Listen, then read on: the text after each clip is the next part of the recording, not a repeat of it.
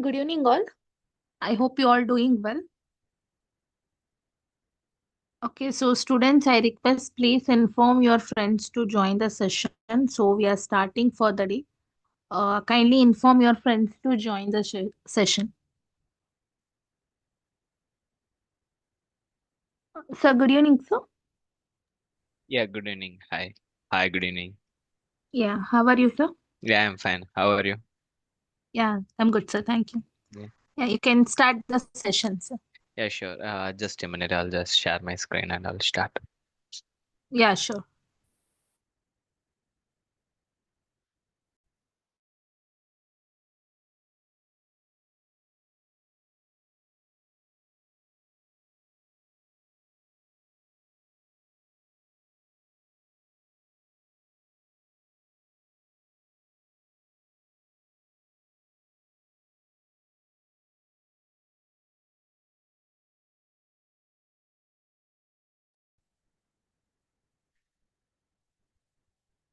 Uh, yeah, I hope my screen is visible for everyone. Just let me know if my screen is visible. Yes, sir. Now it is visible.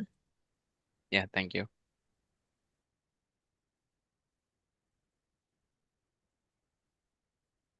Okay, so before getting into the session, today I'll just give you the overview about what we're going to see today.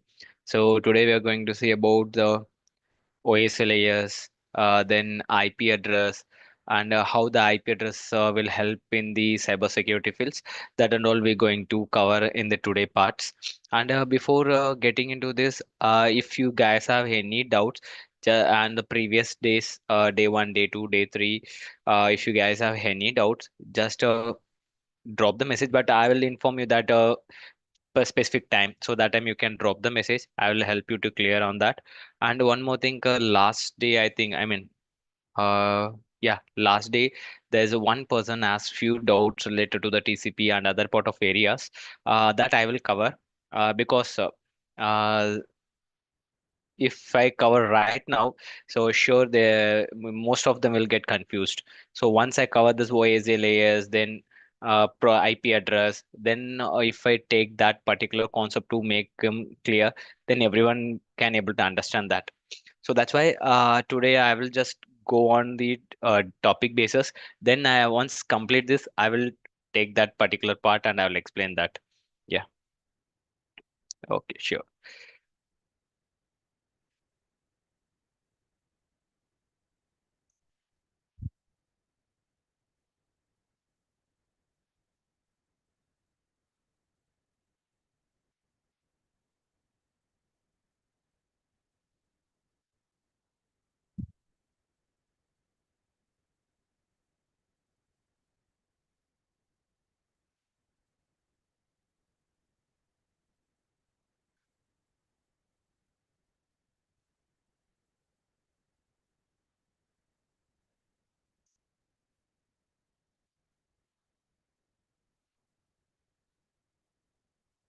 Okay. So today the topics we're going to see about, first thing is like OSL layers.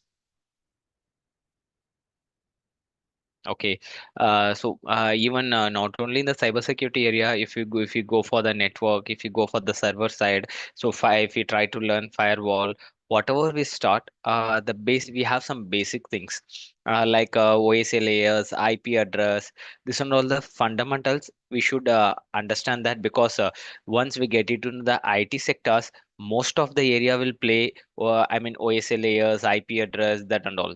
So we should know about the OSL layers, and each and every areas the OSL layer workflow will get differ, because when we are coming into the cybersecurity, the OSL layer workflow will bit different way of understanding, and if you go for the network base, there will be a bit difference. Okay, so anyhow, I'll just explain that how the OSL layers will work on the cybersecurity place. So once we go one by one, then easily you guys can understand that. So before getting into the OSA layer, before this OSA layer, we have a concept called TCP/IP. This is the initial, initially when we develop the network architecture, network scenarios, there is a layers called TCP slash IP. This is called a transmission control protocol slash internet protocol. So in this we have only four layers. So from this we upgraded to the OSA layers. From this felt some of the problems while using this TCP slash IP. So for that what they did, they requested for with some organizations, and they created the OSA layers. The reason is like, so here we have 8 layers. Okay, in this we have only 4 layers. So when we do the analysis related to the network, related to the uh, security, related to the firewall, so we face some of the problem with the help of this 4 layer to analysis. That's why they just requested to move on to the latest version of OSA layers. Okay, so OSA layers in the sense open system interconnection. The meaning why they have mentioned it as open system interconnections, like, so open in the sense it's like a open university. So any one of them can able to connect with the network, and they can communicate over the network. There is no restrictions, like only Mac users can able to access, only Windows user can able to access, only Linux users or Android or Apple users. Not like that. So if anyone can able to connect over the internet, and they can be any, that can be any devices, so can able to communicate over the internet. That's why they are given the name called open system interconnections. Interconnection in the sense they can able to communicate, connect each others. Okay, that's why the name called open system interconnections. So in this we have totally 8 layers. The layers, I'll just give the mention the name. Application layer, then we have called presentation layer,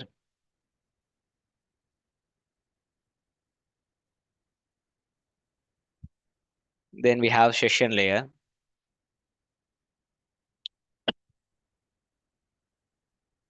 then we have transport layer,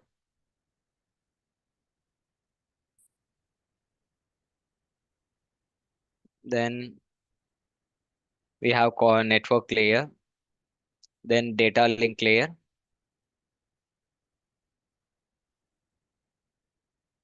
then we have a physical layer.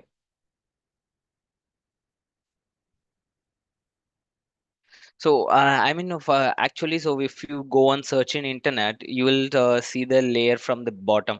So they will mention this one as the first, this one is the second, this one is the third layer, this one is the fourth layer. You will see from the bottom: physical, data link, network, transport, session, presentation, applications. So the difference is like, so if you see from the bottom of the layers, from the physical to applications, it's like receiving some data.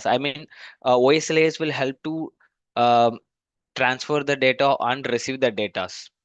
Okay, so transfer the data in the sense, if you are sending some messages, hi, or you can take it anything, WhatsApp, or else just searching over the Google, whatever, you can take anything. So if you're requesting some data, so when you are sending the data, it start from the applications. So this is like a sender side. If someone is receiving the data, for them, the application layer, OS layers will work from the bottom place. So physical, data link, likewise. So I'll just explain how the layers will work, and what application layer will do, what presentation layer will do. We'll see one by one. But now we are going to see from the application layers. But if you're going for the interview, or else if you're doing some research on this particular things, you see from the bottom. Okay, but everything's the same. We're going. That's There is no changes. Everything's the same. Just we are going to explain from the top. That's it. Yeah. First, we will take the application layer.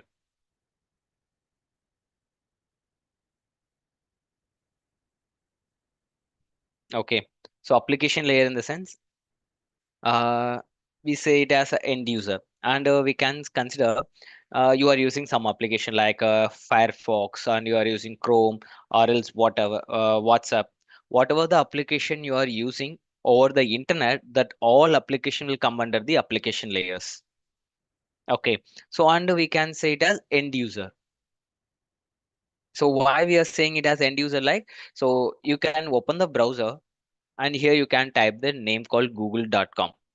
So until you hit enter, the control is with you only. So you can, if you want to change something, you can change it here. The control is completely with you. Once you hit enter, it's going out from your hand, and it's communicating over the network, and you are getting the data back. So it's like a end user. Once you hit enter, it's end from the application layer, and it move on to the like a presentation layer, then it move on to the session layer, then it move on to the transport layer, then network, data link, and physical. It's go like this. And you should not change the layer, and we can't able to change this. Reason is like, without application the presentation will not work. Without presentation, session layer can't work. So without session, transport. So it's like connecting with each others. And you can't able to change the place as well. So if you are saying sometime like application layer, then you are taking the session layer, then you are mentioning presentation layer.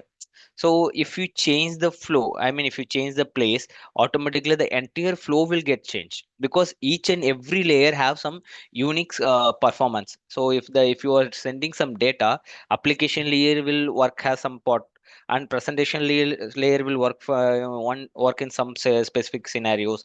Session layer will work for some specific scenarios. So you can't able to change the place as well here. So first, that's why it's like a interconnected with each other. Okay. So application layer we say it as end user, and whatever the application is connected over the internet, that all the applications or application come under application layer. Second thing. Third thing is like protocols, protocol services. And we say mostly, if we say the protocol, we get, I mean, we say that TCP, UDP, everything we say HTTP, HTTPS, everything will mention here. But protocol in the sense only the TCP and UDP. Okay, so if someone is asking can you explain the protocol, you should explain only about the TCP and UDP. If someone is asking about explain the protocol services, that time you can come up with HTTP, HTTPS, FTP. Then we have SSH. Then we have SNMP. So SMTP. Then we have POP3. We have DNS, DHCP. Then we have Telnet. Then we have RDP. So likewise, we have a number of protocols and protocol services. Sorry, each protocol services having some unique usage. So if you take HTTP will help only to transfer, get the website, but not in the secure way. You will get the website. If you go with the HTTPS, you will get the website in the secure way. I'll just show you some example website here. So if you're, I will take Wireshark here. Just a minute. I think Wireshark. Okay, I don't think. I'll open my Kali Linux.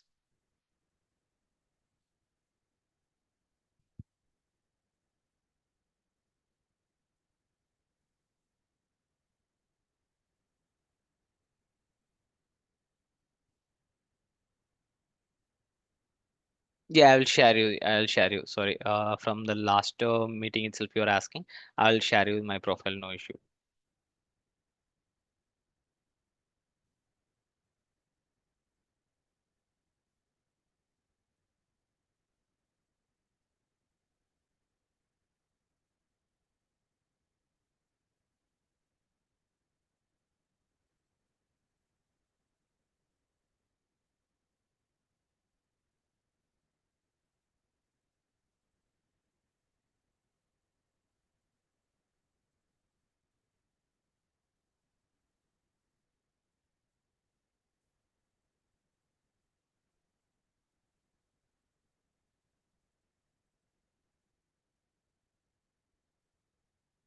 HTTP colon.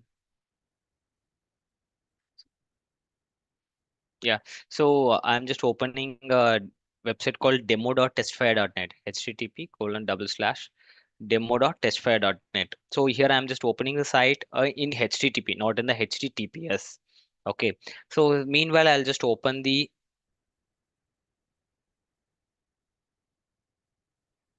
Yeah, Wireshark have the layers because if you try to analyze some request and response over the network, right? So the all the request and response will I mean splitted in the layer. Once you know the OSA layers, easily you can understand the Wireshark data transfers.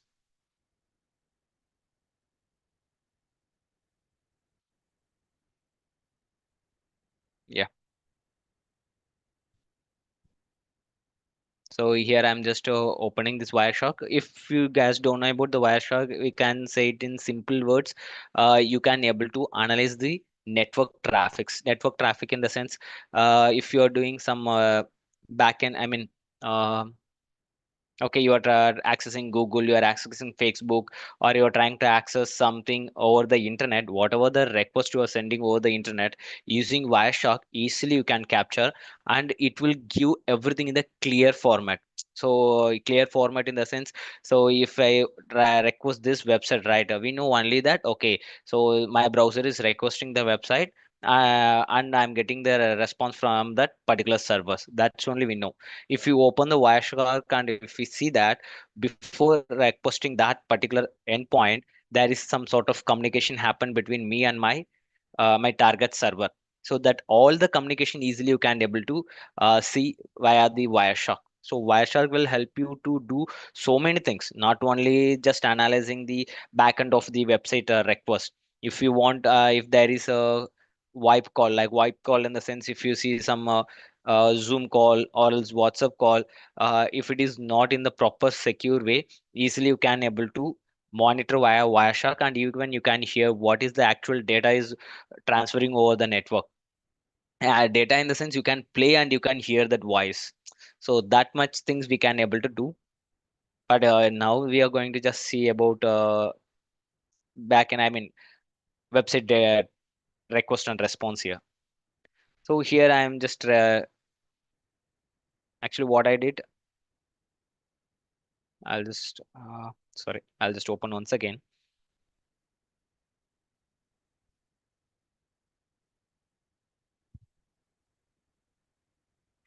Yeah, so here you can see ETH0, any and loopback, loop, and a Bluetooth monitor, FLOG. So you can see a number of interface. Here I'm just focusing on the ETH0 because my Linux is completely depend on this Ethernet card to request I mean request website, whatever we are doing, right? That entire traffic will go via this Ethernet.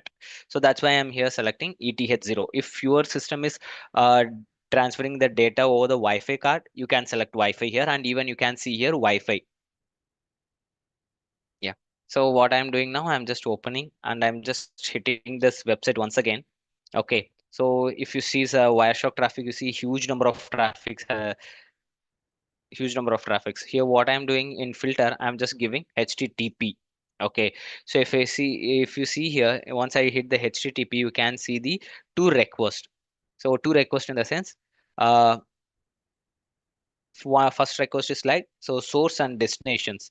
I'm just this is my IP, source is my IP 192.160.1.166. I'll just show you my IP. If config, so you can see my IP here 192.160.1.166. So this is my actual IP and I'm requesting to this target. This is my destination 65.61.137.117. Actually this is belongs to this particular domain. Okay, so domain only for human, we can say it as human understanding.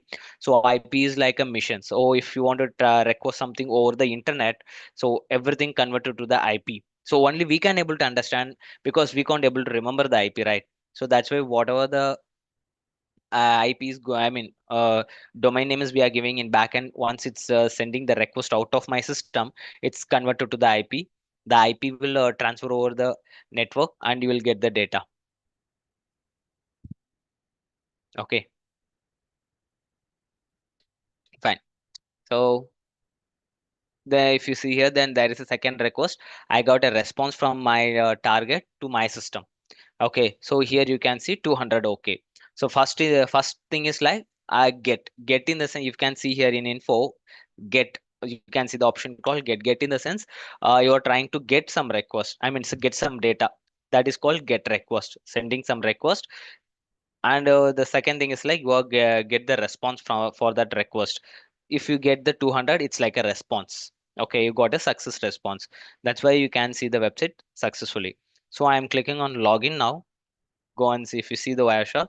So login.jsp and the login.jsp got successfully. So whatever the things I'm requesting, each and everything you can see.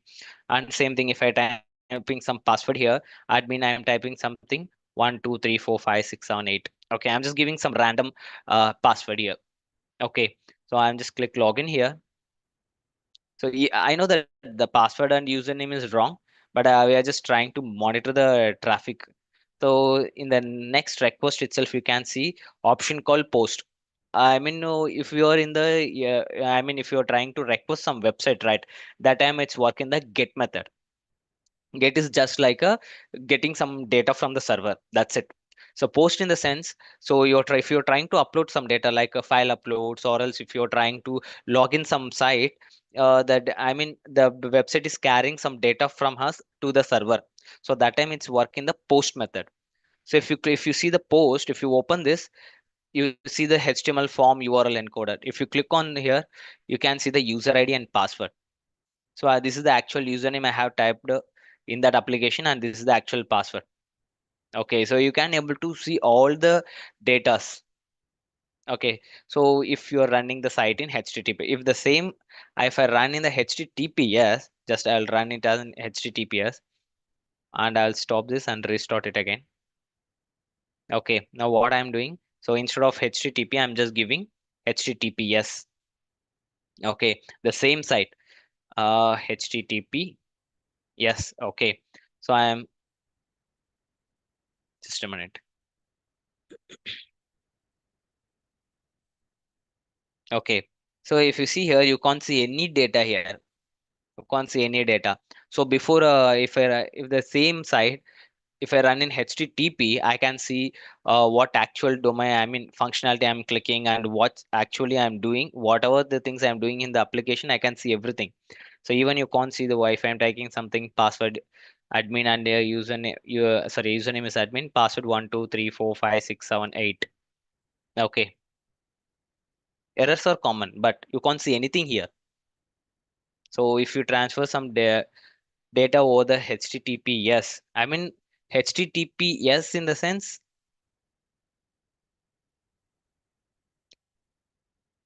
HTTP plus SSL. HTTP plus SSL. If you add this SSL with your different protocol services, automatically the data will get encrypted. No one can able to read the data. So SSL only is helping to decrypt the data and encrypt the data. Okay, so if you send only HTTP, it will not do any encryption or decryption. Directly, it will send the data in the plain text over the internet. If you add SSL, automatically the data can encrypt, and I mean once the data is reached the target, it will decrypt and it will read the data. Okay. Anyhow, I will see that SSL, how the encryption and decryptions are happening. That everything we'll see in the deep. But as of now, I'm just showing the difference between HTTP and HTTPS, and how the HTTPS is working. Okay, fine. Okay, so SSL will help to convert this HTTP to the HTTPS.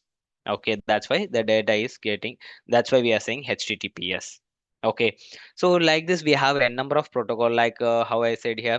So for HTTP, you can able to request the website. For HTTPS, you can request the website in the secure way. FTP. It's like a file transfer. If you want to transfer some files from your system to another system without using any pen drive over the network, if you want to transfer some data, you can use the FTP. SSH is like if you want to access your Linux system over the network, like in remote, you can use SSH. If you don't know about SSH, you can consider it as any desk or Zoom, you can say.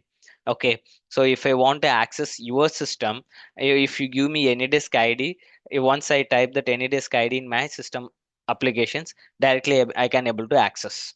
So it's just like a any desk. Okay, so any desk is like a third party things. SSH like a inbuilt.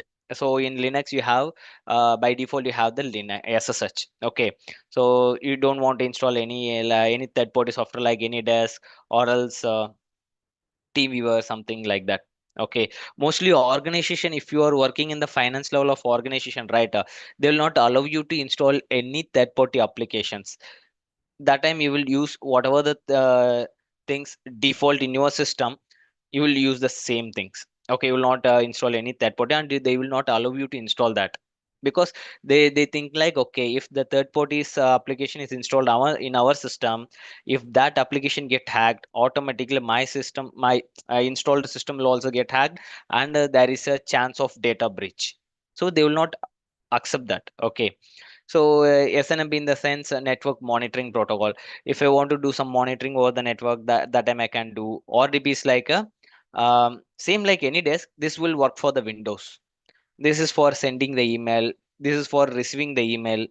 So this is for assigning the IP automatically. If you are having some network device, if you want to what to say, access the network device over the network internet, that time you can use the telnet. So for each and every protocol services, we have unique usage, and this is not only the protocol services. We have more than this. Okay, if we actually why I'm saying this, because this and all the most common using protocols in our real world. So even your client system or else server, whatever the system we are using, this protocol and all we are using commonly. Okay, so each and same time each protocol service is having the port number. Okay, so if you take HTTP, for that protocol we have port number 80. If you take HTTPS, for that protocol we have port number 443. If you take FTP, we have a port number called 21 and 20. So this one all the port number assigned for specific protocols. This will not get changed. Okay, if you want you can change, but if you activate the FTP service in your system, automatically this two port number will get activate. Okay, so if you want, okay, for example, if you want to run this FTP service in port 2022, you can do that, but you want to do some manual configuration. Otherwise, it will work on the port 21 and 20. Okay, so you want to change that. Okay, for each and every protocol, there is a port number. Okay, even if you are creating a new protocol same like this, you need to assign some port number. Okay, you can, there will be some doubts. So okay, I'm creating a new protocols like this because I'm also working on some research papers. If you feel like that, okay, if you are working on some research papers and you are trying to create some new protocols like HTTP, HTTPS, uh, sometimes you need to assign that protocol with the port number. That time you can take the port number from 1025.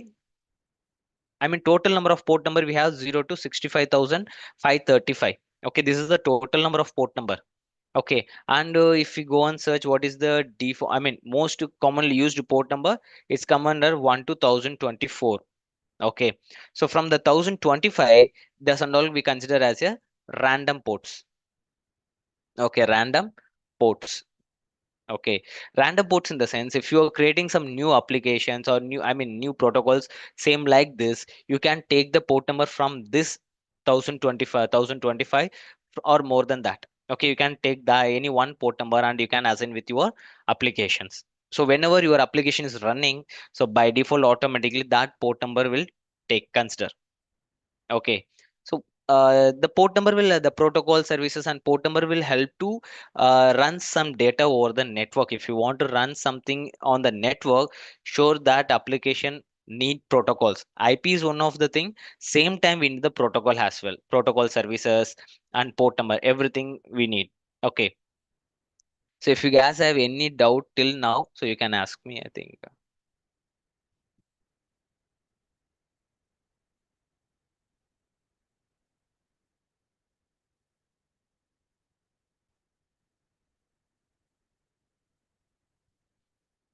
practical test for us. So give our certification. Say about it.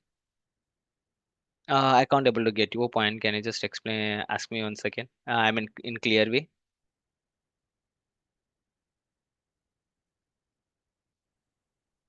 Just now we started the OAC layer. What is actually OAC layer and what is actually port number?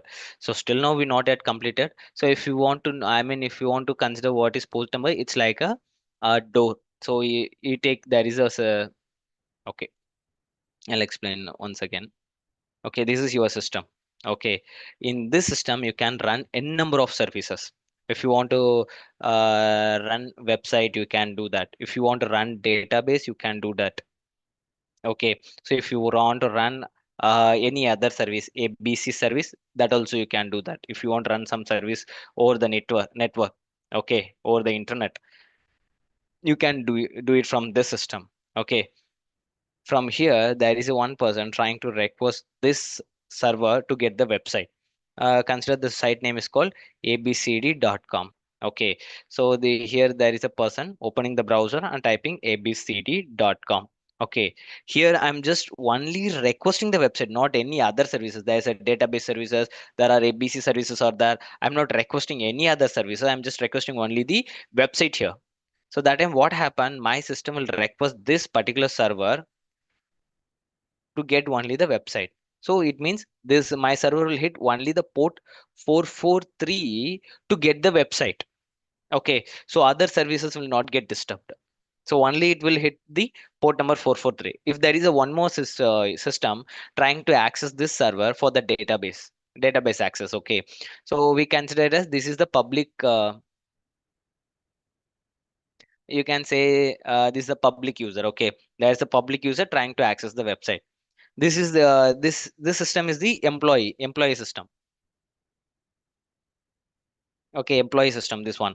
So employee can able to access website, database, and AB all other services. Okay, so that time what happened, this system will request the database services, and the database service having some specific unique port number. This system will hit that port number to get the access. So if you want to run some data over the network, so to avoid the conflict, there are some port numbers for every services. So whenever you are requesting that particular port number, you will get only response for that particular data. Okay, so it will not disturb any other services. That's why we are using the port number over the internet. Because the servers and all by default it know that what is the actual port number for website, what is the port number for email communications, everything. It's already in the operating system. So Wireshark is just like a network monitoring tool. If you want to monitor the data, there is some traffic is uh, transferring over the network without any encryptions. If there is a um SSL certificate, okay, if we see, if we have, sorry. Okay, so SSL is like a mm, certificate. SSL is like a certificate. This will help to encrypt the data. So you have a number of services like website, database, a number of services are there. If you connect this SSL with that particular services, what happen? The data, whatever you are transferring, whatever the things you are requesting, everything will get encrypted. No one can able to read that data.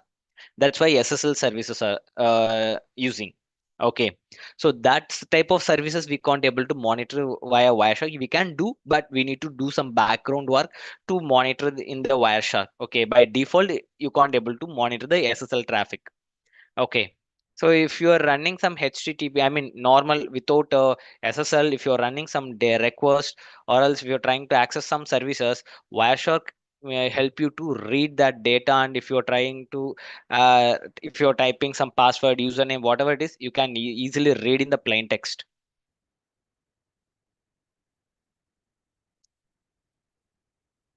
Yeah, you can configure the port number. For example, you have a service. Okay, for website, you are running some services in your server. Okay, take Linux server. You are running website. Okay, for example.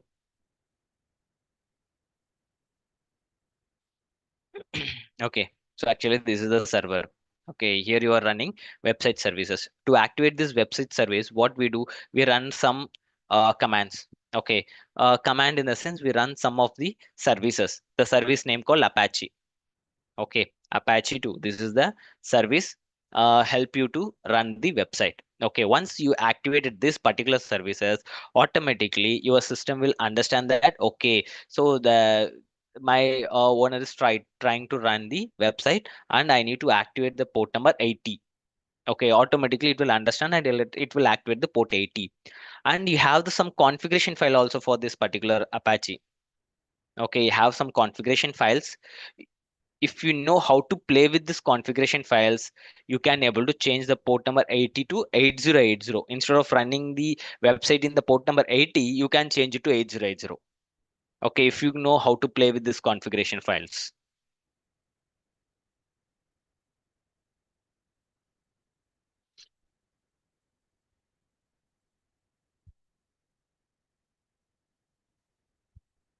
Yeah, you can take all the type of details, like if someone telnet services and host details.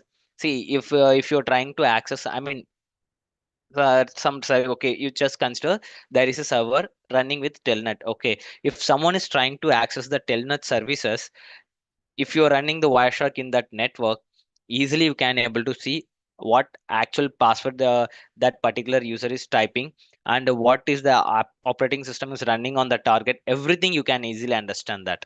Every data will monitor by the Wireshark.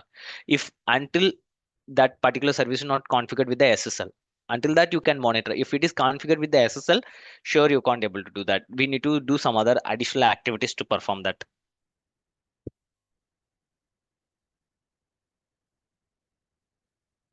I mean, actually, FTP is like, so if you are if you are running working in the organization, right?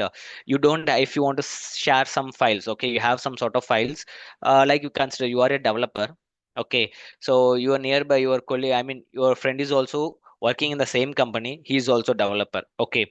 So you want to send some data from your system to your friend's system. But actually what we do in our place, so if I'm running working with my personal laptop, like what I will do, I'll just plug in the pen drive and I'll copy the data and share it with with my friends. But in organization laptop, you can't able to plug in pen drive. There is so much of restrictions. Okay, that time you have only the options transfer over the network. So how you can able to transfer? So there is a centralized server. Okay, they in organization what they will do, they will keep the centralized server. Okay, so this is your system and this is your friend system. Okay, you can transfer your all the code to this particular servers, and your friend can able to take the data from this server with the help of FTP services. FTP is like, so you can transfer the data from your system to this server. From this server, your friend can able to take that data. Okay, it's like a share it. You can say it as share it. You can transfer the data over the network.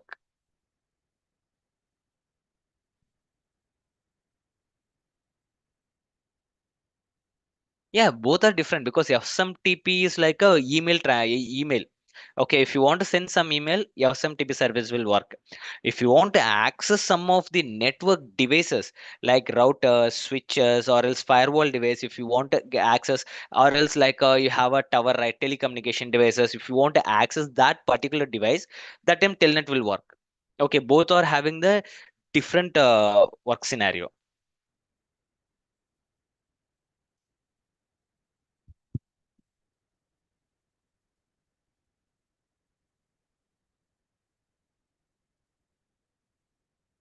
Can I just say please? Actually, I'm not able to get your question. Can you just repeat once again? I can able to understand then. Yeah, you can monitor everything because whatever the data you are sharing in the network without SSL, all the data you can monitor. Even you can see, I mean, if I'm typing something like, for example, you say that telnet, right? Once you are using the telnet, in the same network I'm using Wireshark, right? I can see each and every keystroke. Keystroke in the sense, if you click, if you're typing K, I can see you are typing K. If you hit I, I can see I. So each and every keystroke I can able to monitor.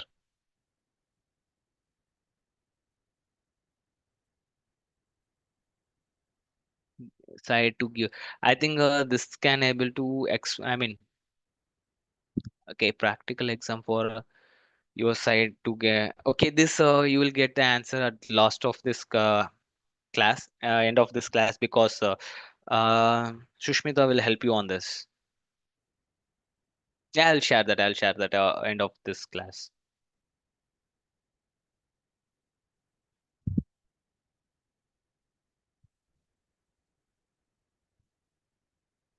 A server can also leak that data. See, you need to configure the server like no, I mean you need to properly configure the server. So we have Amazon, Flipkart, we have n number of organizations. Okay, so even they will also store some data about my data, your data, everything will store in their server. Even though nobody can able to take the data out because they are properly configuring and they are keep on monitoring if who are all trying to access my server, who is right person, who is unauthorized person, everything they are monitoring. Okay, okay. So just I'll because I'll try to I need to complete that. So once completion of OSA layer, I'll come to the doubts. Okay, just give me some time. So once complete the OSA layer, I'll explain. I will give the explanation for your doubts.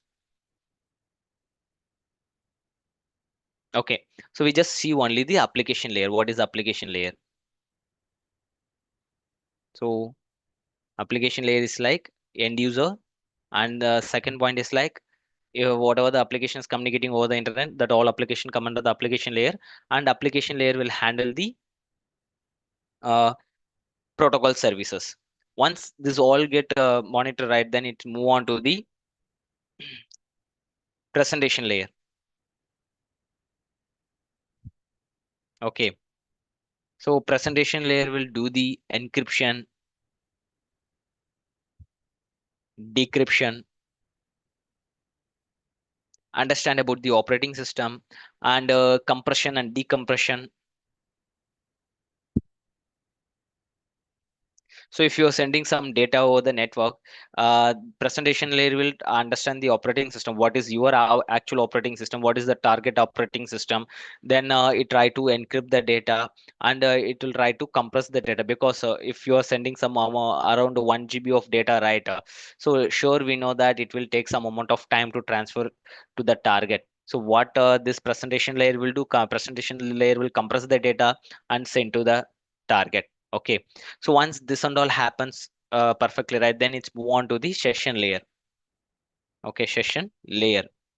So session layer will maintain the time in the sense, so whenever you are trying to download some movies or some data, right, you can see like you have a to complete the download, it will take around 1 minute, or else it will take 10 minutes, or else it will take 1 hour. So you can see the timeline. So the timeline can uh, showing because of the session layer. Okay, the application is trying to say, I mean, the timing is trying to say that how long you can able to communicate with that server. Like 1 hour you can able to communicate, 10 minutes, 1 minute. So after that your communication going to close. So the time is like how long you can able to communicate with that target server. That is saying about the session layers. Okay, so once session layer properly time everything's or get properly monitor right, then it move on to the transport layer.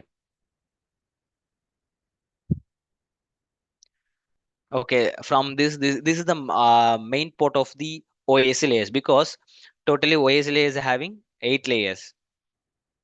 Okay, sorry, not 8, 7 layers. Sorry, I'll say that as 8. Sorry, it's a 7 layers. No, 7 layers. Okay, not 8 layers. Okay, so OAS layer is having 7 layers: application, presentation, session. Then we have transport. Okay, so then we have network, data link, and physical.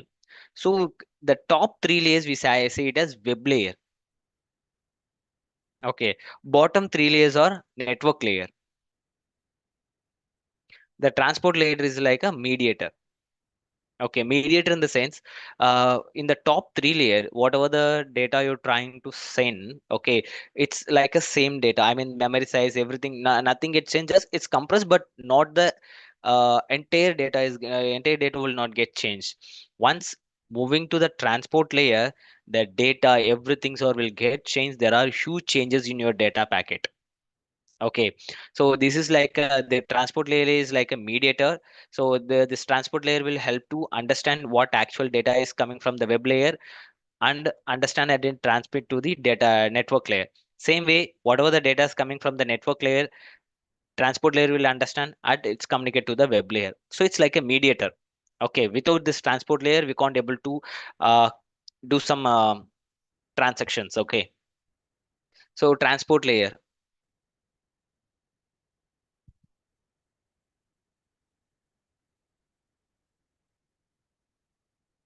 Okay, so if you for example, you can take it. You're sending some 100 GB or 100 MB or okay 100 GB of data. Okay, you're transferring some 100 GB of data over the internet. Okay, um, okay, take 500 MB. Okay, 500 MB of data you're transferring over the internet. Okay, so what happens once it's reached that transport layer? The transport layer will split the data into the segment.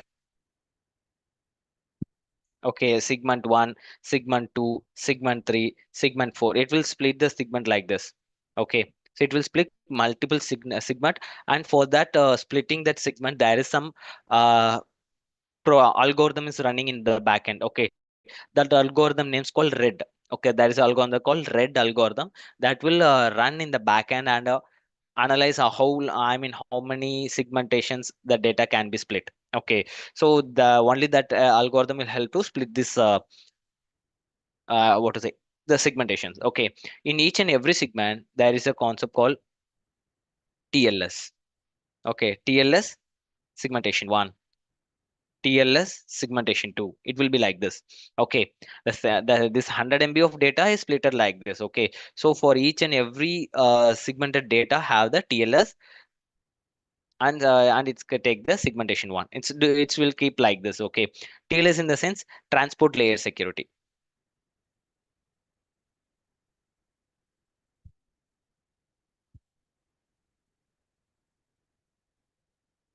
It's a transport layer security.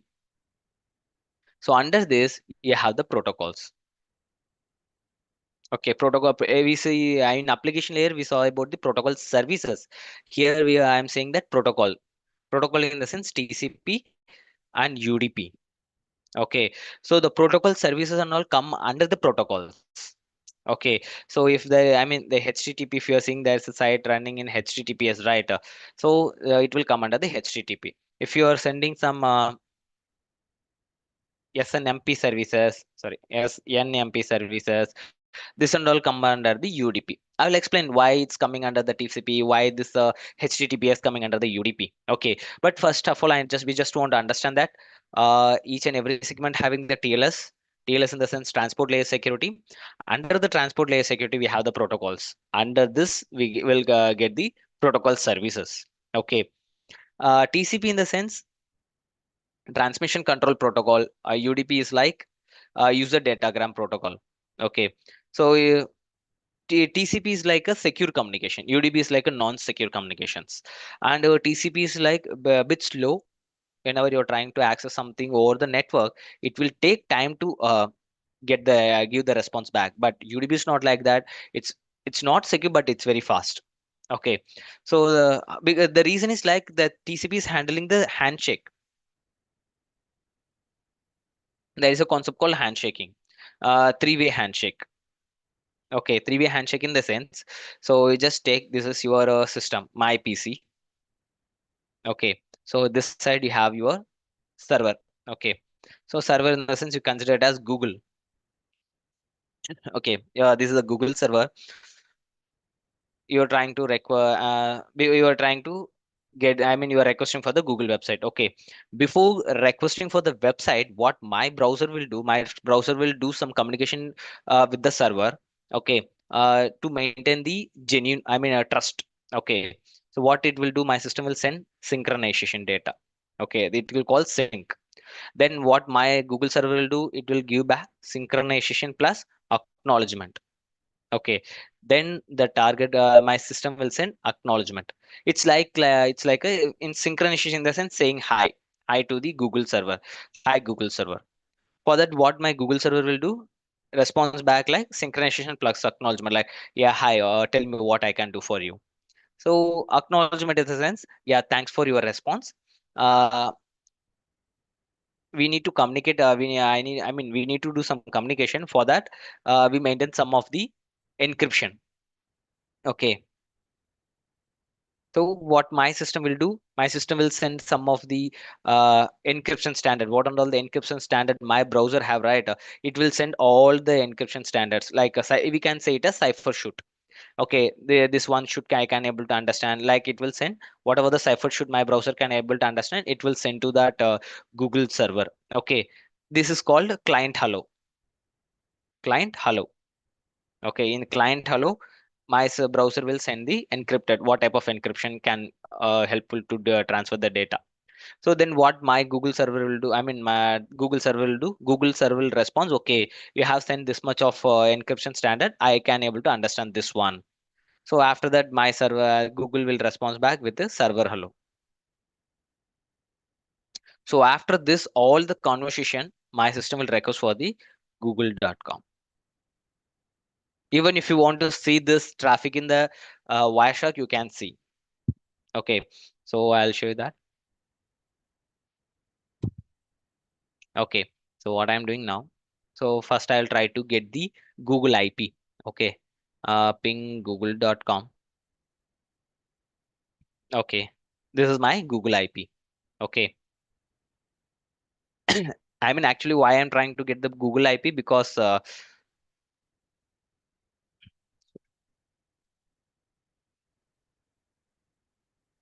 yeah.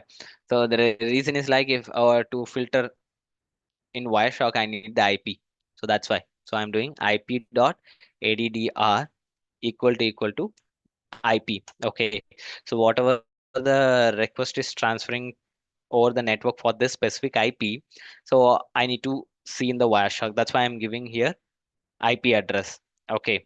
So then I'm giving the IP here and hitting enter. You see that I will get the Google site. Okay. Even in Wireshark, you can see here. Yeah, this is my IP. So 192.168.1.66. My IP, just a minute, I'll pass this. Okay. So my IP is sending some request to this Google website like synchronization. Again, you see here, the Google will send some response to my system like synchronization, comma acknowledgement. Then my system is saying that acknowledgement. After that, what happened, right?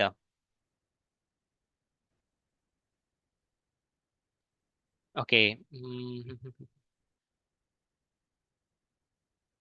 Just give me a minute. I'll just reload it again, because here I can see directly. I see that my system is requesting for the Google site.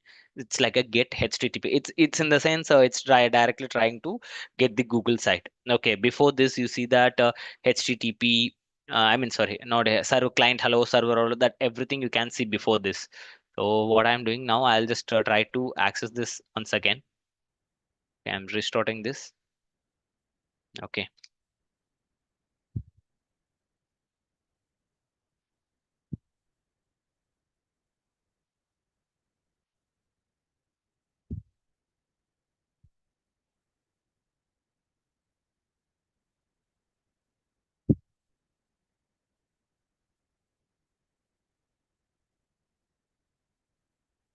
Just a minute. I'll open the browser once again.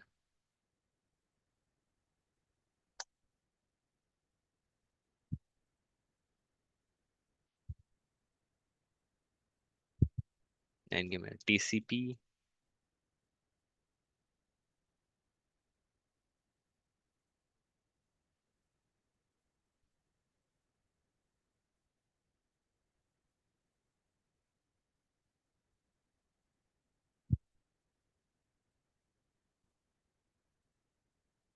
Here I'm getting one more IP. Just a minute. 142.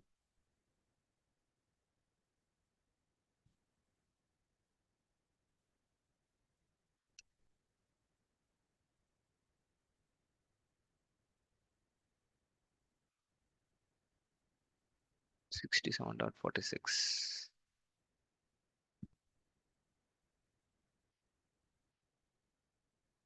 Okay, the same IP I'm getting for this. This is also same Google IP. You can see here. So you can see here synchronization, synchronized acknowledgement and acknowledgement. Then here you can see the client hello. So if you double click here, you can see transport layer security. In this, you can see TLS, handshaking protocol client hello. So if you click here, if you extract this, you can see here some cipher shoots. So 17 cipher shoots shared by my browser. You can see there are n number of cipher shoots. Okay, so in this, I mean, this is the cipher shoot shared by my browser. Okay, so after this, you can see here client server hello in the sense Google is responding back. I can able to understand this particular cipher shoot. You can see here cipher shoot, which I mean, it's selected one. TLS AES 128. Even you can cross verify it here. So once you open the browser, right? Once you click on the log button, you can see here more information. In this more information, you can see TLS AES 128. You can compare this one and this one, both having the same key. Okay, so after uh, exchanging all the encryption methods, everything, then only the actual website will get request. Until that, the website will not get request. Okay, so after this, what happen? If you see here, you will get the request website. Okay, so after this, only the application data, everything will get transferred, and you'll get the website. It will send the website request. Okay, so this is the actual handshake. Okay, this handshake will provide you the more security. The reason is like until even if the website, I mean, your Wi-Fi is get down, or else if your Wi-Fi is get disconnected, the website will not get closed. Okay, so until if you close directly here, until that your website will be alive. Okay, but you can't go back from this site and you can't able to move forward, but you can read that specific pages because of the reason you properly did the handshake between your browser and that particular target server. That is the one reason. Second thing is like the TCP will help you to avoid hackings. Hacking in the sense you have the this is your system and this is your target. Okay, so first what I'm doing, the your browser is sending synchronization. Okay, here what happened, there is a hacker try to intercept this request and sending back the synchronization comma acknowledgement. Then what happened, you will send the acknowledgement to this specific hacker system. Then what happened, there is a chances of a hacker do some techniques to take the access of your system or take the access of your accounts details, whatever they want. Okay, there is a chance. Okay, so to avoid this three-way handshaking will help. Okay, so what happened, right? How it will help you to avoid from this type of attacks? Once you request for the synchronization, there is a random number generated by my system first of all. Okay, so it's consider one or two. Okay, so for that response, what happened, my the server will response back 103. You sending 102, I am responding 103. Then my system will send back acknowledgement with 104. This is the random number. Okay, so the random number only can able to, I mean, every system will create the random number every time of sending the request. Okay, so the hacker can't able to trigger that random number. They can't able to create that random number to interact with my server. That is the main thing. So no one can able to intercept your TCP traffic and able to get the access of your system. Okay, I mean, this is not a actual proper way. I can't able to say that, okay, once you are running under the TCP, no one can able to hack. Not like that. You can avoid this type of attacks. That's it, simple. Okay. Other than this, we need to do some security configuration to avoid the breaches. Okay. Security is like a just like a point. Okay.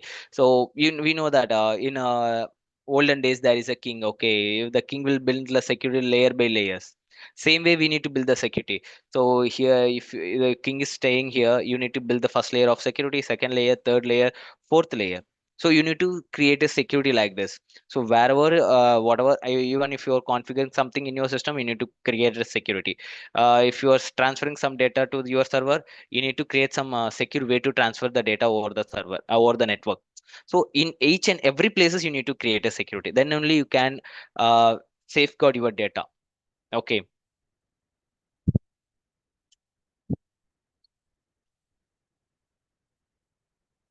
fine. So this is called three-way of handshaking. Okay, and this synchronization acknowledgement we consider it as flags.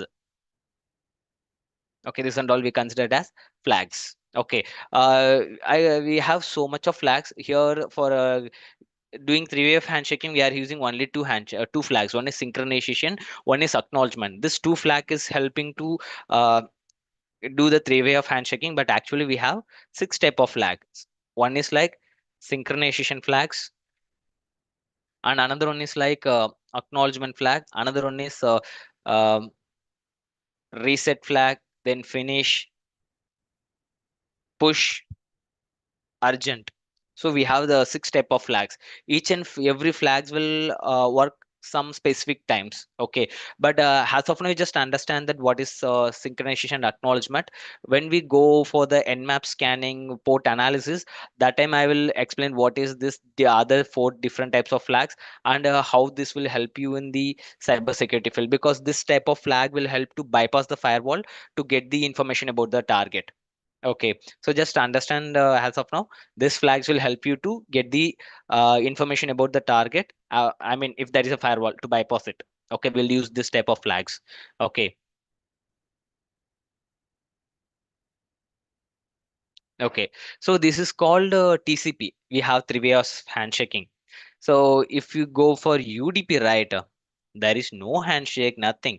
So this is like okay, if you're downloading some data, whenever you're trying to using YouTube or else Zoom call, uh, here and all the UDP will work. Okay, the reason is like, so you just imagine, if for every request, if the TCP is work right, we need to, I mean, my system and your system should communicate. I mean, do some three-way of handshaking.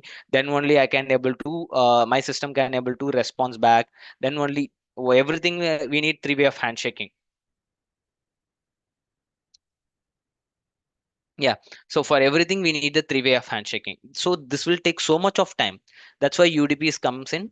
So whenever you're doing YouTube streaming, or else if you're trying to download some data from the internet, that time YouTube will, I mean, UDP will work.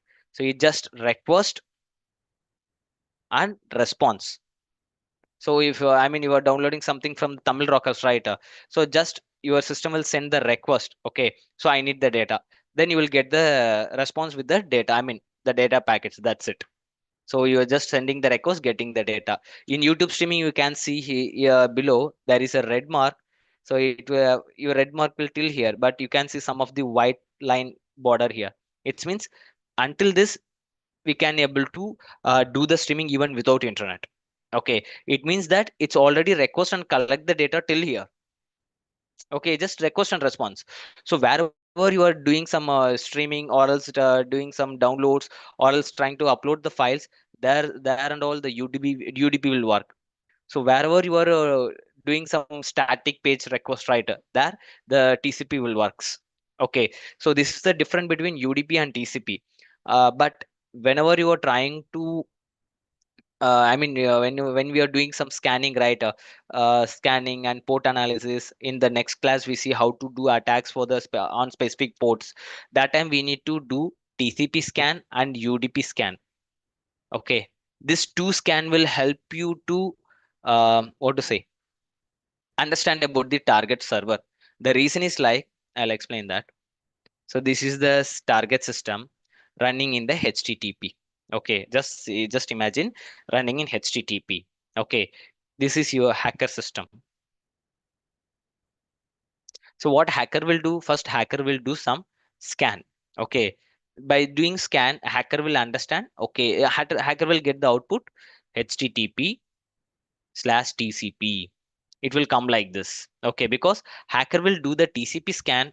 So hacker, that what happened when hacker try did start the TCP scan, right? So this my system will send request to my target, only collect the TCP running services. Okay, TCP is the actual protocol. Under this there are so much of protocol services like HTTP, FTP, SSH. There are so much of services. Whatever the services is running under TCP, you'll get all that service information here. Okay, So TCP. Then if you run for the UDP, you will see what and all the UDP services running on your target. You will get those details.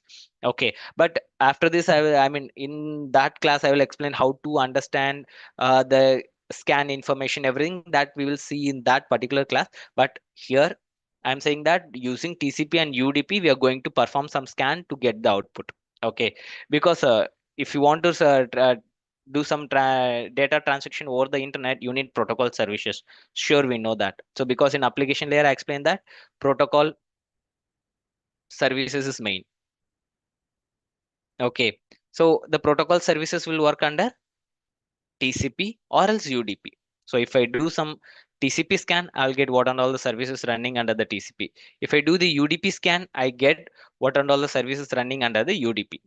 Okay, so that's why this is the way the TCP and UDP will help in the cybersecurity field. Okay. Okay. Okay, fine. So until this, if you guys have any doubt, you can ask me. Okay, I got so much of question.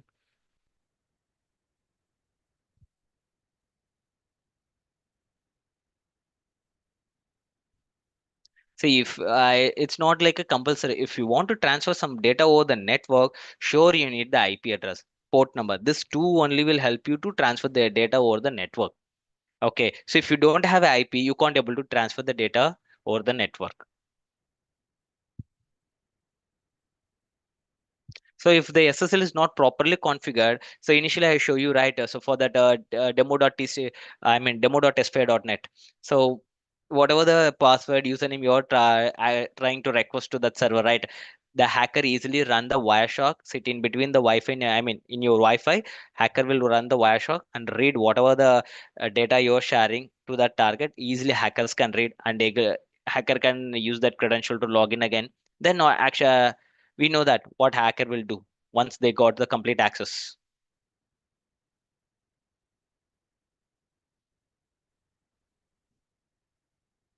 Actually, I'm not able to understand your question. What you say is it is something that while accessing the HTTP protocol portal, it's traced everything that we do on the particular portal. I'm not able to understand this question. Can you just elaborate this question once again? So then I can able to understand. I can explain you. So DHCP is like so you, in your network. Okay, just think. We know that IP will help you to communicate between one system to another system over the network. This all we know. Okay, everyone will know that IP will help you to communicate over the network. So if I mean I mean mostly what we do, we'll need to configure the IP in our every system to configure over the network. So you have without I mean you have a system. So what you need to do, you need to configure the IP to transfer the data. Okay, but that will not help. Okay, in our organization level, in for our system, our side, we have only 2 to 3 laptops. We can configure the IP, we can transfer the data. But in organization level, you see there are hundreds of system. Okay, there is a chance of for thousands of system as well. So if for thousands of system we can't able to configure the static IP one by one. For that, what we do, we configure the DHCP on our server or else our router. Okay, Wi-Fi device. So whenever you're connected with your device, automatically your system will do some communication with that Wi-Fi device or server to get the IP. Even now, I mean, even for your system as well. So whenever you're connecting with your Wi-Fi device, so a device with Wi-Fi having the DHCP concept. Okay, so your Wi-Fi will give the IP to your system with the help of this DHCP. Okay, you don't want to configure IP in your system manually. Once you connected with the Wi-Fi, automatically your system will do some communication with the Wi-Fi device, will and collect the IP for your system. It's like a unique IP. It will collect.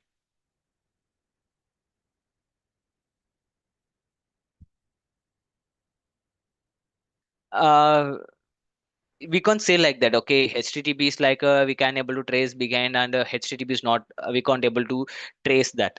HTTPS also we can trace if you not properly configure that HTTPS. Okay, there is an attack called we say that okay, the site is running in the HTTPS, that we know. But even if attackers thinks, attacker can able to downgrade that HTTPS to HTTP to read the data. For that, you need to do some proper configuration. Okay.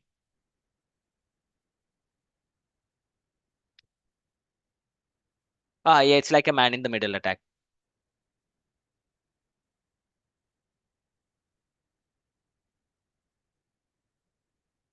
UDP is like I mean, user datagram protocol. TCP is like transmission control protocol.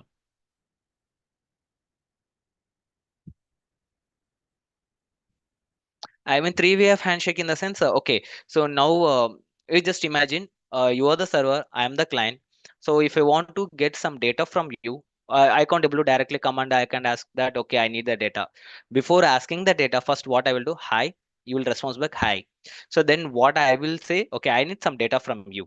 Then what you will do, okay, what type of data you need. So we do some basic communication, right? That's called handshake. So we create some basic conversations, then we request for the specific things. That is called three-way of handshaking.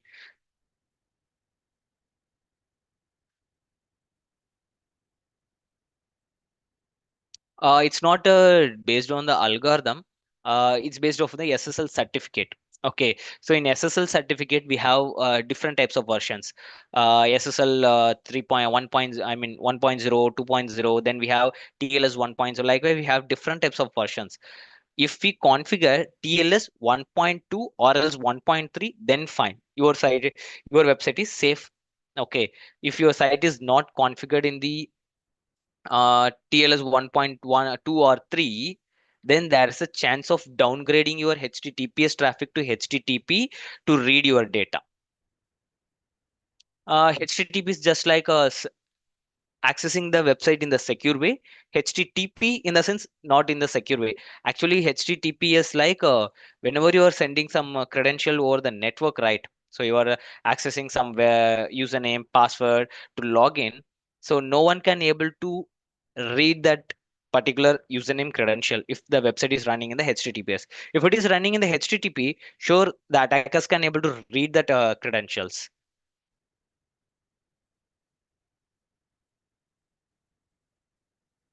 See, I mean, OSLAS only will work on the network level.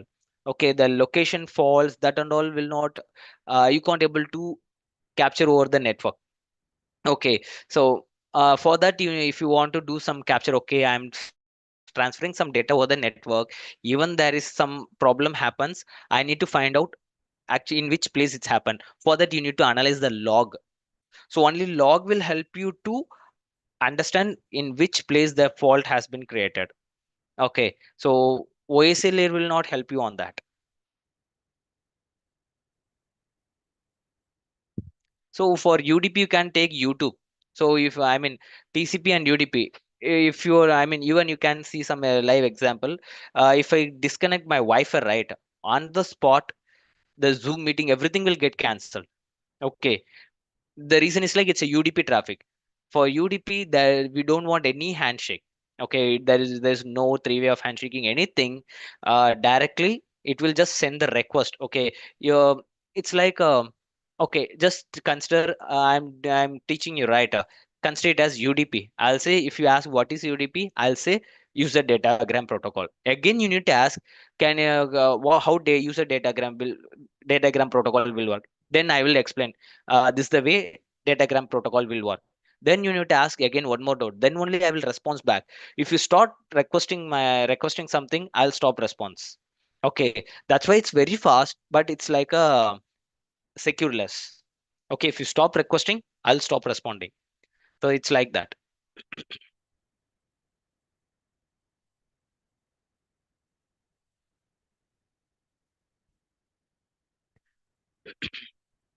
Okay, like hackers, electronic application without rules and regulation.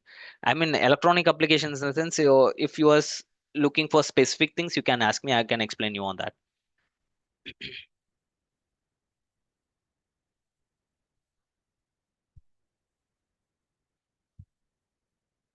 Responding in security, which I can't able to get your question. Can you just repeat once again?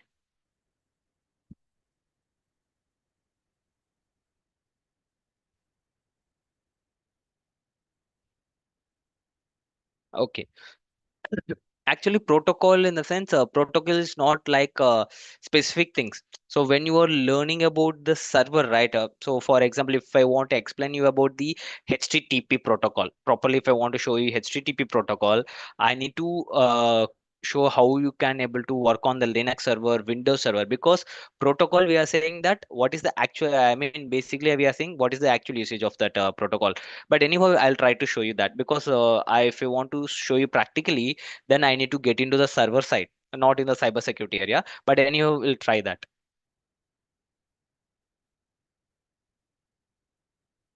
So yeah, different HTTP and HTTP is already I told you, right? HTTPS is like secure communication. HTTP is like unsecure communications. So for that, you need to work on the configuration files. So for every protocols, whenever you're trying to activate in your system, right, there is a service name called, if for example, for a website, I'm saying that service name called Apache, Apache 2. Apache 2 is the main files that will help you to activate the website on your system. Okay. For that Apache service, there is a configuration file. In that configuration file, we need to work on it. Topology. Yeah, I'll explain that. So topology, anyhow, I'll come in the, I will explain in the IP part.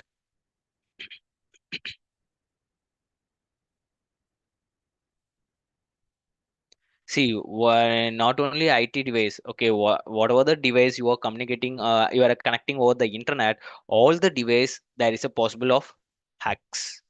Okay, so you need to check that device workflow, everything, and you need to do some proper configuration to avoid the attacks. Okay, fine. So I'll just complete the OAC layer.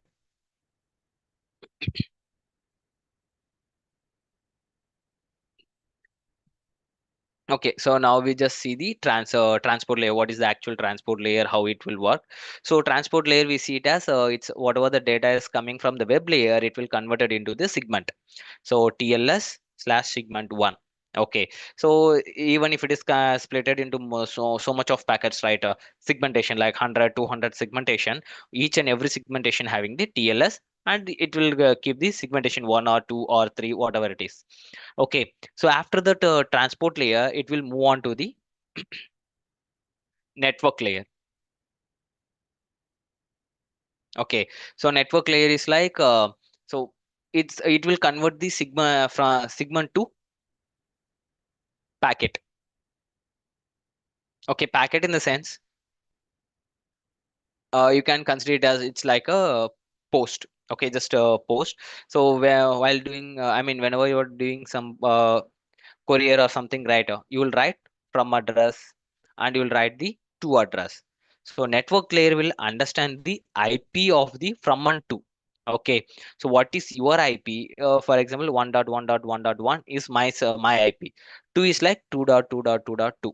Okay, it will mention the from and to IP.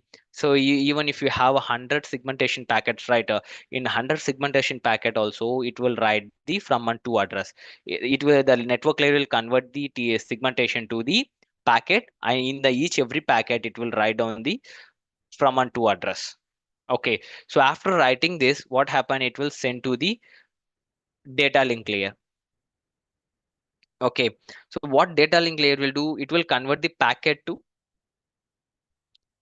frame. So in frame, what happen, so it will write the note down the, already there is a from address to IP already noted 1.1.1. 2.2.2 is already noted in the network layer. Now what data link layer will do, it will note down the MAC address ABC DEF. It will note down the from and to MAC address. Okay, so IP address is like address. You can consider it's like a address. You are if you are sending some documents or something to your neighbors, right? Okay, so the when you are doing courier, I mean when you are writing from and to address in your courier, right, you will, I mention the address, then you will mention the name, from which name to which name. Okay, so IP is like a normal area address. So MAC address like a name of the person. Okay, name of the person. Okay, if once you reach that target Wi-Fi, right, of target Wi-Fi network, so you see that there are two, four, five devices. So my the packet should know, okay, to whom I need to send this data. For that, what it will do, once it's reached the target, it will read the MAC address. Okay, so whether this particular MAC address users are there or not. If the MAC address user is there, it will the my I mean the packet will deliver to the system, otherwise it will not. Okay, so frame will packet will convert to the frame, and in frame it will note down the MAC address. And there is a one more in data link layer. There's a one more service called, mm, I think LLM, not LLM.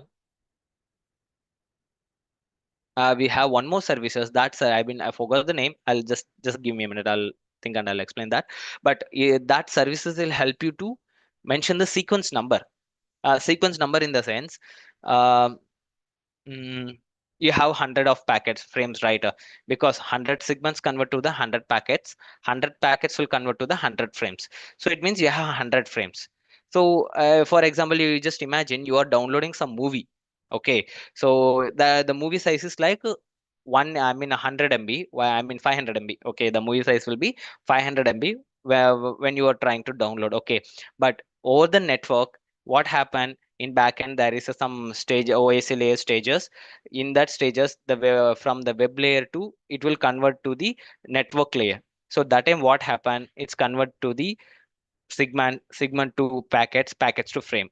So that time what happened, there is a chance of this is the like a welcome screen, this is like a intermission, this is like break part, this will be like a thank you part. So the entire movie will split it into the different 100 packets. Okay, then once it if it's reach you, right, you need, all the packet will arrange properly, then only you can see the proper movie. Until that you can't. So for that, what Mac data link layer will do, it will write the sequence number. Okay, this is the first packet, this is the second packet, this is the third packet. Once it's reach your device, automatically it will join together and it will give the proper complete movie. So that is also work under the data link layer, the sequence number. Okay, so once everything is done right, directly it move on to the physical layer. Okay, it's move on to the physical layer. Physical layer in the sense, if you, it will convert the digital to analog. So zeros, one, two wave analog format, analog to digital format. So zeros to waves, waves to zero to ones. Okay, it will convert like this because whatever data, it's like the physical layer. What the physical layer will do, it will convert the frame to binary value. So binary in the sense zeros and ones. So these zeros and one help to convert that zeros one data to the signal. So once it's converted to the signal, or easily anyone can able to transfer the data. So that's the final stage. So once if you transfer the data over like a signal, directly it will reach the target, then it will go like a reverse order. So from signal to you will get the zeros and ones. From zeros and ones you can able to uh, it will it will go to the data link layer, then it will go to the network layer, like reverse order it will work. Okay, this is the actual OSA layer. So this is the way once you send the data, right, this is the actual flow the data will transfer over the network.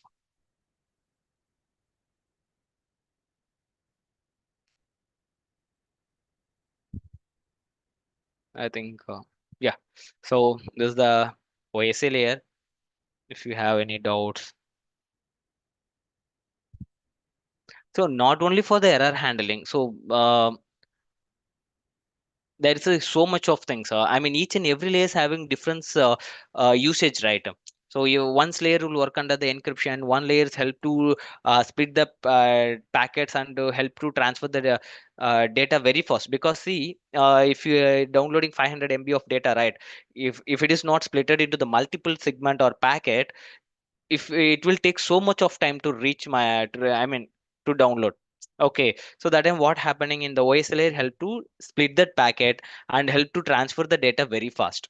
Even once I receive the packet, it help to merge all the packet properly. Okay, not only the error handling, it's working for the different set of scenarios.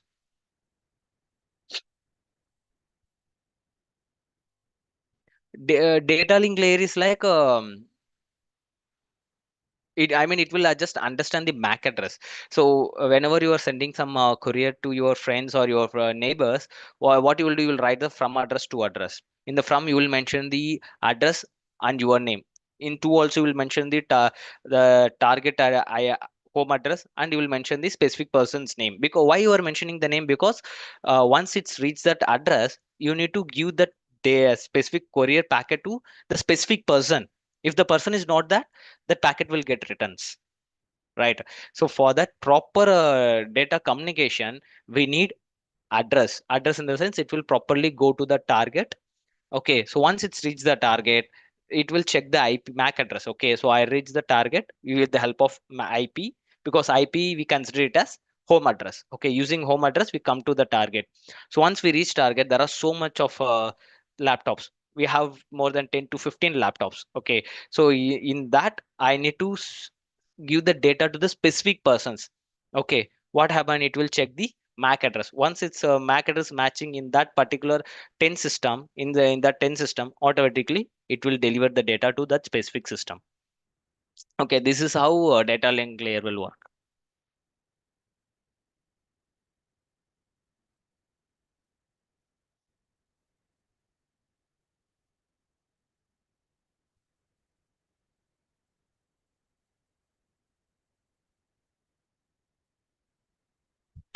Okay, next we see the IP address.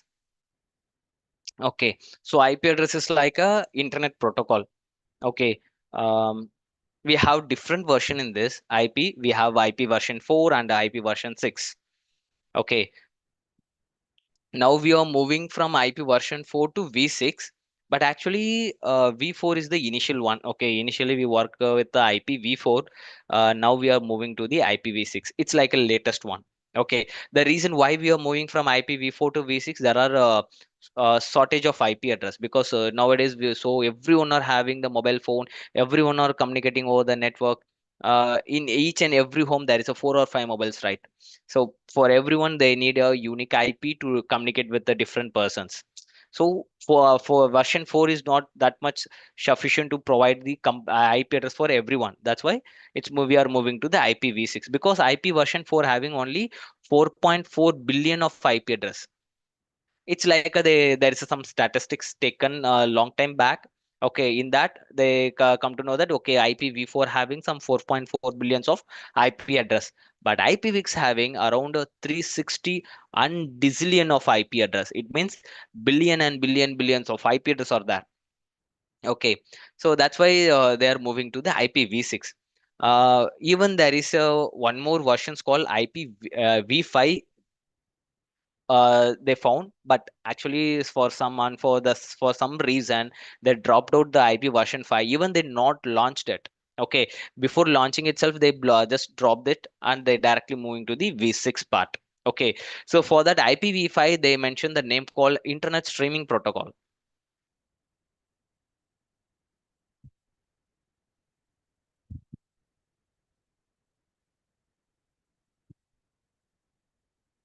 Okay, they mentioned the name called Internet Streaming Protocol. Due to some reason, they just dropped out. So directly they move on to the V6.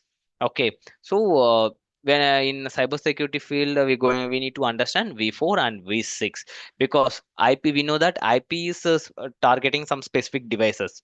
Okay, once you know the IP, you can send some request and do some sort of scanning some activities to get some details about the target, and we see whether we can able to do some attacks or not. Okay, so IP is the main things to perform the hacking activities here. Okay, so how the IPv4 looks like? The IPv4 will looks like this. Just consider here A dot B dot C dot D. I mean A dot B dot C means in this instead of A, there's you can apply some value from 0 to 255. Okay, same like B. For B also you can apply some value from 0 to 255. For C also you can apply. For D also you can apply. But the values start from 0, it will end from 255. Okay. So I mean, actually they looks like 10 dot 0 dot 1 dot 10. It looks like this. Okay, this is the actual IP structure. Okay, we say, I mean, when they're developing that IP scenario V4, V6, there is some names and there is some mathematical concept working behind this. Actually, the IPs are I mean, created by IANA. Okay, not by me or someone. So there is a proper organization. They created this. Um, from IANA, we are getting they given the IP to ISP. From ISP, we are getting the IP. Okay, so IANA is like a Internet Assign Number Authority. So ISP is like Internet Service Provider. So from a Internet Service Provider, we are getting. Okay, ISP in the sense, who is your, I mean, I mean, you are getting internet service from someone, right? Airtel or Jio, someone, sometimes Vodafone. So they are the internet ISP, Internet Service Provider. They are getting from IANA. So IANA is the Internet Assign Number Authority. What they did when they creating the IP, they consider A is one of the octal in the mathematical form. Okay, B is one of the octal, C is like a octal, C is one of the octal, D is also a octal. Okay, so octal in the sense in the mathematical form, they are mentioning in the mathematical, it means 8 bit, 8 binary values are there. 8 binary values are there in the each and every octal. It means if you count this totally, we have 32 bit. It means 32 binary value. Entire the IPv4 having the 32 binary bit values, but each every octal having the 8 bit of binaries. It may be 0 or it may be 1. So anything will be there, but we have 8 binary values in each and every octals. Total we have 32 binary values. Okay, calculating the entire octals. Okay, so in the first octal, they are taking the first octal to do some um, segregations. Okay, they using the first octal, they split it like class. They created the different types of IPs like class A, classes of IP, class B, class C, class D, and class E. With the help of the first octal, they created this. Okay, if the I mean the first octal start from 0 to 127, it's like a IP class A. If it is start from 128 to 191, it's class B.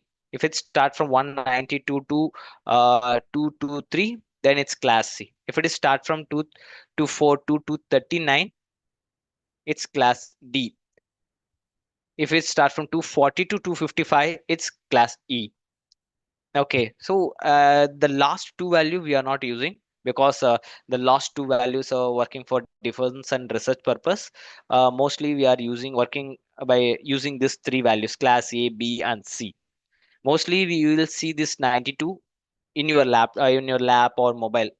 So just I'm opening the command. I'm typing here IP config. So if you want to check the IP address of your Windows system, just open the command prompt and type it IP config. Okay. So once you hit type the IP config, if you see, you can see here wireless LAN adapter Wi-Fi. Wireless LAN adapter Wi-Fi in the sense I'm communicating. I mean, my system is connected over the Wi-Fi. Okay, that's why I'm just checking the IP of my wireless LAN adapter. So here you see that IPv4 address 192.168.1.143. This is my actual IP address of my system. Okay, so you see here it start from 192, and you can see here the class C. This is the my system is using class C. Mostly whenever you are connecting with the Wi-Fi, you will get the IP from class C only. Okay. So in this we have two different types in these classes. I mean from A, B, C we have two types. One is like private IP and public IP. Okay. So private IP in the sense there are some certain range for class A 10.0.0.0 to 10.255.255.255. If the IP is taken from this range, this is the private IP coming under class A. For class B, 172.16.0.0 to 172.31.255.255. Okay. So then this is class B, private IP 192.168.0.0 to 192.168.255.255. This is the class C private IP. The reason why they comes for the private and public, the thing is like, so you just imagine there is a Google server. Okay, this is the Google server, google.com. Okay, this is you and this is your friend. Okay, okay, this is you and this is your friend. Okay, you both are friends, right? What you guys are doing, you guys are giving the same IP. So here 10.10.10.10, and your friend also giving the same IP 10.10.10.10. Okay, so in the same time you are requesting Google, and same time in the same time seconds everything's are matching. Same time your friend is also connecting, reaching the Google. Okay, so just think, at this time Google will respond to whom? Because Google having the same IP from the different end. Okay, so that time the Google can't able to respond back, so it will wait, and sometime you'll not able to get the response. That's why what happened, you can use the private IP in your LAN network. If your LAN network, you can use the private IP. Under your Wi-Fi, you can use the private IP. Like whatever the range I have given, I mean they are already created. From this range, you can use the private IP. Other than this, all are considered as a public IP. Whenever you are requesting Google or something, right? The request go to your Wi-Fi. The Wi-Fi device is directly connected to the ISP. This is the ISP IP is your public IP. Okay, if you want to see your public IP, just type what is my IP in a browser. You can see your public IP. So the IP, whatever we are seeing in the command prompt, that is the private IP. So this is my actual public IP. Okay, so this is my private IP. In command prompt, I have type IP config. From that, I see my private IP.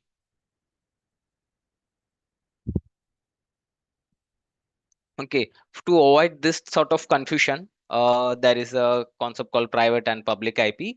So if you are getting someone a private IP, so you can do attacks only in the same network. If you are under that particular system, I mean under the same Wi-Fi, so you can do the attack. Until that you can't. If you are getting the public IP, that time you can able to reach the target from anywhere. Okay, without public IP, you can't reach the target from anywhere. Okay, so based on the IP also, your communication will get, I mean, the attack flow will get changed. That's why even from the start itself, I told you, right? So if you want to attack your friend system, only from the same IP, you can't do the attack from your anywhere, because your system, friend system IPs also have the private, and your system or IP will also the private IP. Okay, so that time you can both should be in the same Wi-Fi, then only you can able to do the attacks.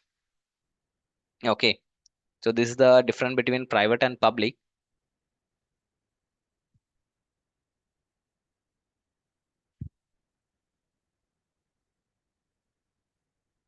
It's not like that, not like analysis the algorithm, the OSA layers. You need to do the analysis of the target. So once you do some scanning activity, you will get some output from that target system. That analysis you need to do. No need like algorithm that and all. Okay, you need to do the analysis. If you want to do, you can do. That will help you in the next level of. You can grow next level of securities. Okay, if you understand the algorithm workflow, you can able to identify what actual problem with that algorithm, and you can create your own algorithm. So the in that level you can do. But actually when you are getting in the cyber security, so for the server attacks and for the web application security attacks, we don't want any algo, I mean no need to do analysis of the algorithm while we connect to this.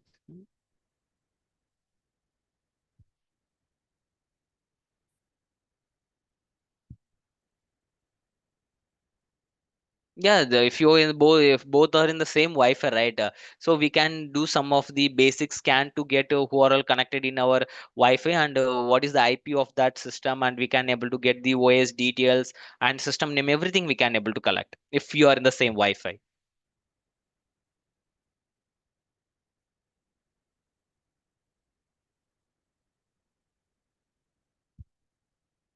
Yeah, we can get the details about the desktop and laptops, mobile device, everything.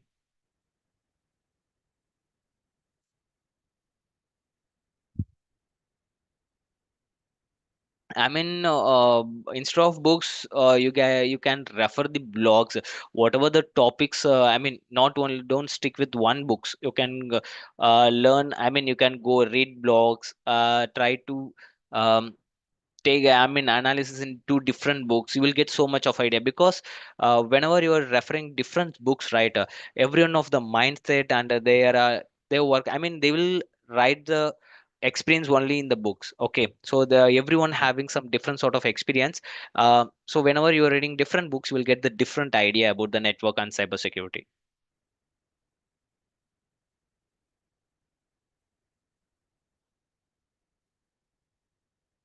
Yeah, I'll give you the notes. I'm preparing, I'll give you the notes. No issue. Okay, so if you guys have any question, you can. Okay, can I show? Yeah, that I will show you because f- next tomorrow class there is a concept called analyzing the port number. For analyzing, I will do some sort of scanning activity. That time I will show you how you can able to collect the nearby system IP address. Even without touching the device, you can able to collect the IP and you can able to collect the operating system details and everything. I'll show you that.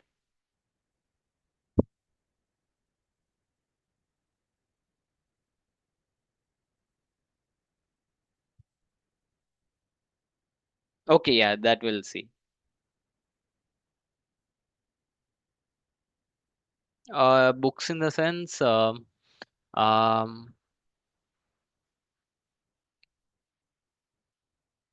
I'll just I have some books. I forgot the name. Okay, I'll just note and I'll give the book name by tomorrow classes. Okay.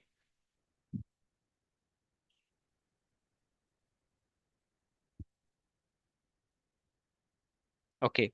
I think no one having doubts or anything. Everyone was clear, right? OS layer, IP address.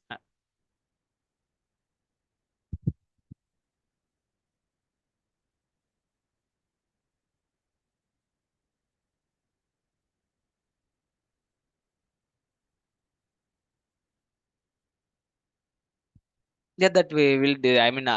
Already we prepared some syllabus. So I just want to discuss with Shushmita about this. So then I will let you know about this. Okay.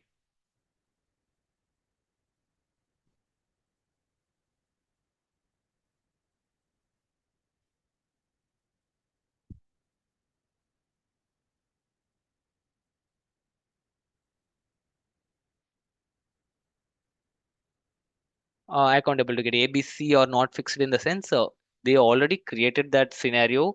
Whatever the IP we are using, we'll use from this classes only A, B, C, D, E. From this classes only, we'll use the IP address.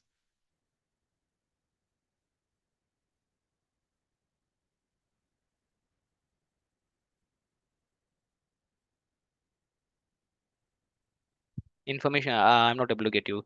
How we can get the correct IP address to send the information about the database? So we're asking that how you can get the correct IP of the database or else.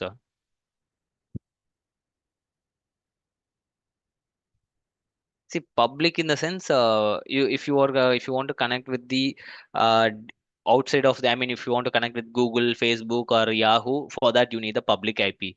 If you want to communicate with the nearby, same Wi-Fi devices, same Wi, under the same Wi-Fi you have 4 5 devices, right? If you want to communicate with them or the internet or the network, you can use the private IP.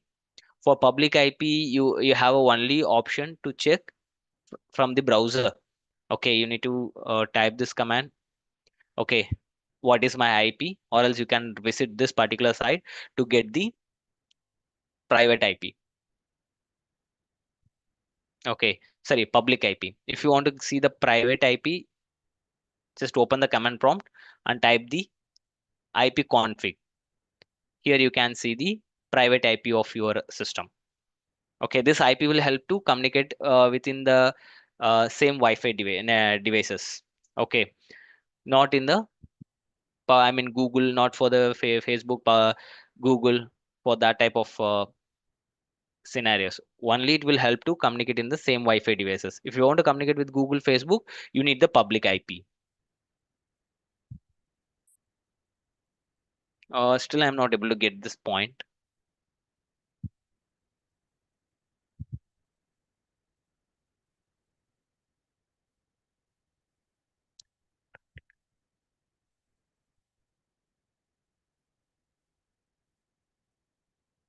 So if you want to do some practice or practical, just try to. I mean, you was asking that if what things and all you need to learn to level up your skill, right? From the beginning level.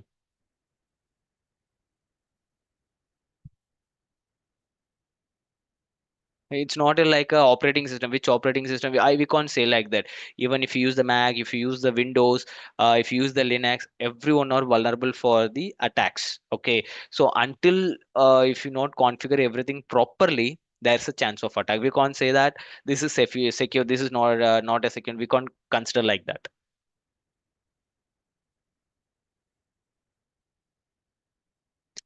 I mean, you need to understand everything. So A, B, C, D, not like specific on the course. So your system will sometimes whenever you are trying for the organization system scan, right? You are doing some scan for your organization. That time the IP will be start from 10. For our devices, it will start from 192. So you can't say that A, B, C, D. This particular IP range will help you on these cybersecurity field. I mean, for this course.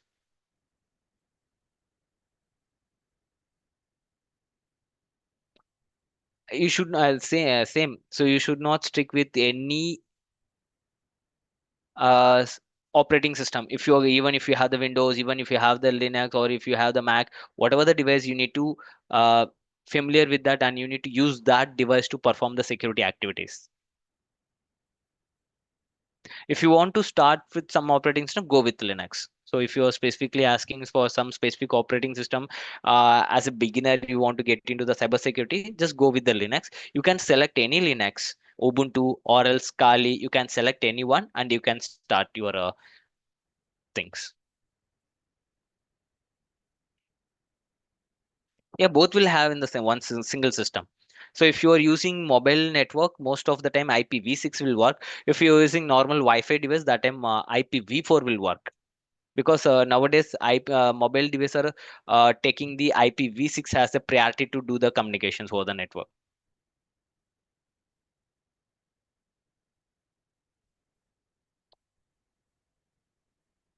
POP POP 3 you are asking, or POB? POP 3 in the sense uh, post office protocol that will help you to receive the emails.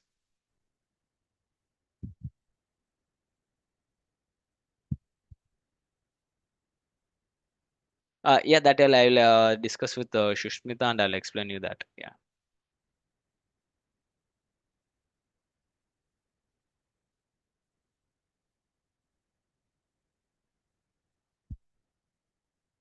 SMTP is for sending the email. If you want to send the email, SMTP will work. If you want to receive the email, POP 3 will work.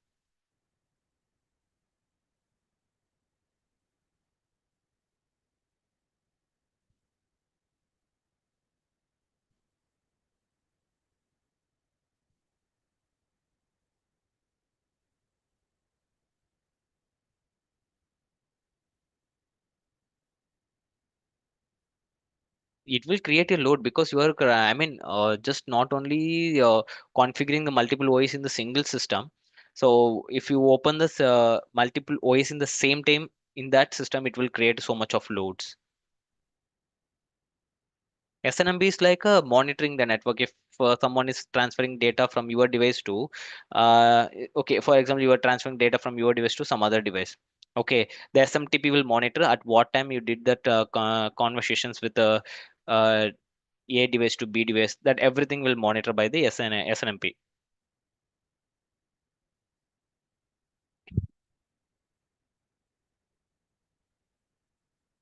Yeah, I think.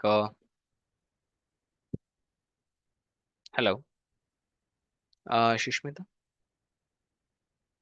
RDP is like a remote desktop protocol that will help to get the access of what to say. If you want to, what to say? If you want to get the remote access, like any desk, if you want to get the remote access of your Windows, that time we can use the RDP.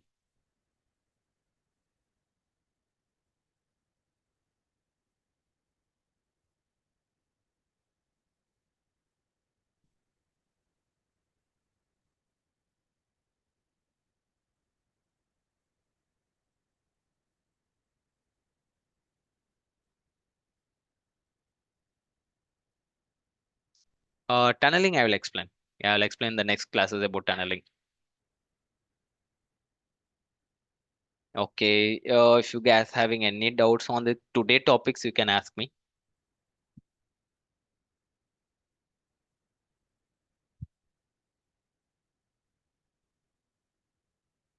Port number is like if you want to transfer some data over the internet through some of the specific uh, tools, or else if you want to transfer some data over the uh, for example, you can take Zoom. Okay, now we are communicating the all the, I mean, we are taking classes over the Zoom, right?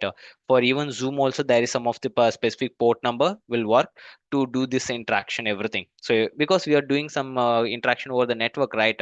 For each and every interaction over the network, we need a port number. That is the actual usage. Well, it's like a door in, because in our system there are because your system can able to handle so much of communication, so much of services, so much of things, okay, over the internet. So we should not I mean, that communication should not affect the next communicate, I mean, different services. That's why we are using the port number. If your system is requesting for the website, and same time if your system is requesting for a transfer services, should not get I mean collapsed, or should not get affect with the two different services. That's why.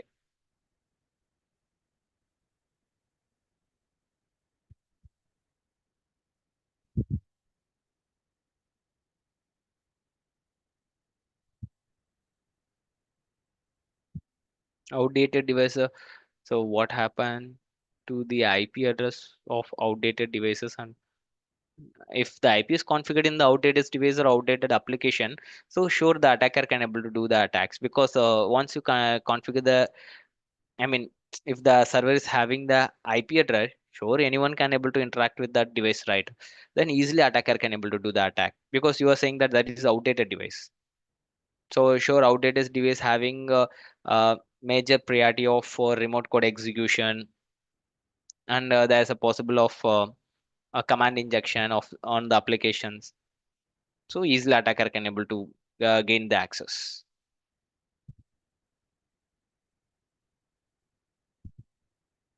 Yeah, yeah. I hope everyone are clear in the today topic. Uh, yeah, Shushmita. Yes, sir. Yeah. So I think today we are good to go. Yeah, sure. We can wind up. So thank you so Yeah. much. We'll meet Thank you. again by Thank you. tomorrow. Yeah. Yeah. Sure. Bye. Bye. Yeah, so students will meet by tomorrow. We'll wind up for today. Thank you all for joining. Good night.